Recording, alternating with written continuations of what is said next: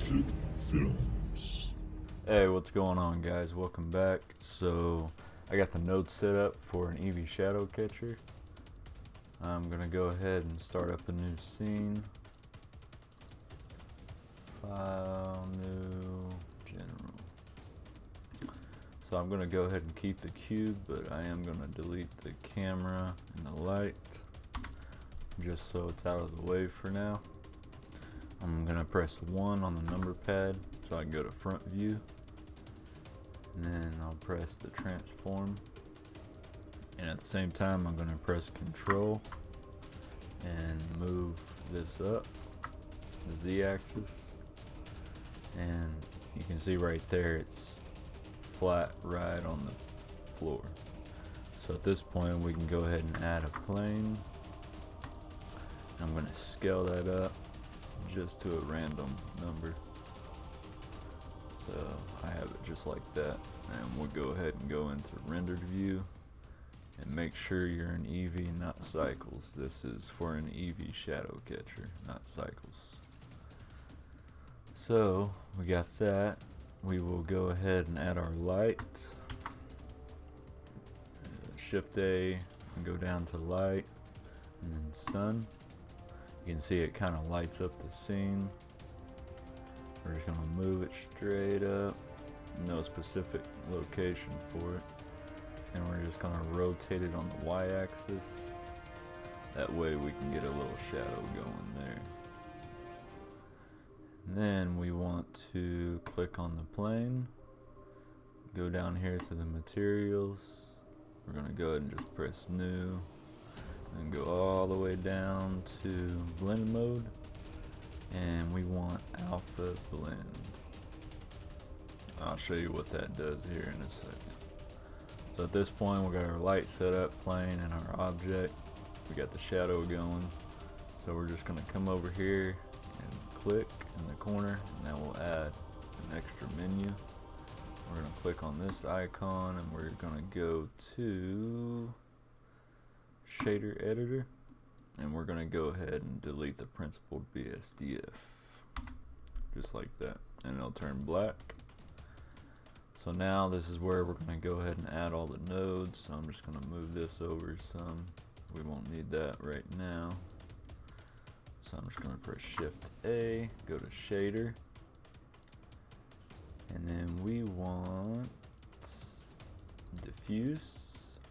The next one we want is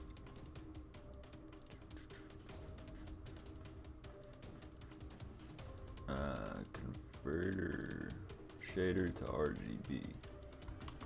And then we want RGB to black and white. And then we want to add converter color ramp. And then shift A, shader, mix shader, and then we're going to add another diffuse, so you can either right click that and shift D, and that'll duplicate it, or you can just go shift A, shader, and then diffuse again. And then we want to add one more, and that is the transparent under shader. And on the diffuse, we want to put that to black. Go ahead and move these over some. We want to connect that to that shader, and the transparent to the bottom shader. The color ramp we will want to put on the factor, and the mix shader we're just going to put on the material output surface. RGB to black and white is going to go to the color ramp.